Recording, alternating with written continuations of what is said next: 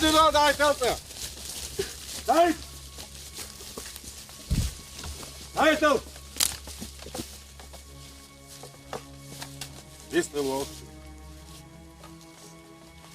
So schon heiß, was? Ja, Borsch, das. Aha, diesen. Kışo ala diesen, iço ala diesen.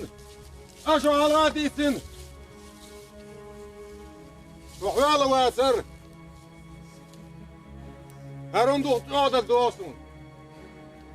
Şerşka, iç şerşka, fa şerşka. Ve kam hılık deştu muastu. Duhduk enti. Yahyok enti hılık hildi gazvat ataban. Hadi de Seyyid Muhammed so. Hadi bir şey kattun. İsa so. Hadi de do Muhammed. Hanen de duhdert o. Ezerşka. Visnek ta so. Sosan şikho bir vavat ve makka.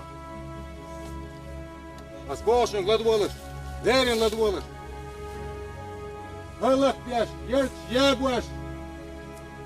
Beş doy. Sudri boy. Lasta huel. Kuttara. Ve noşiş eliyet. Ve ders eliyet. Hılık yeç. Ayak yeç. Sen dualu ya. Sun amoş duşu. Şu huknek. Şi ko bilgalı yakın. Her sen bir oğutça. Kip ya kiginik. Şuh duyak.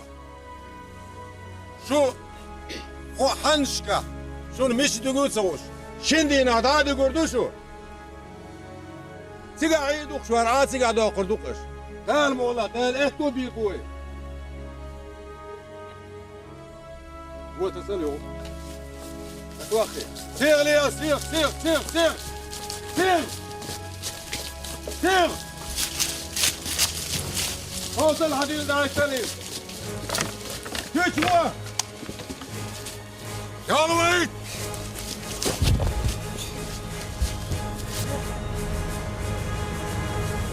Allahu Ekber.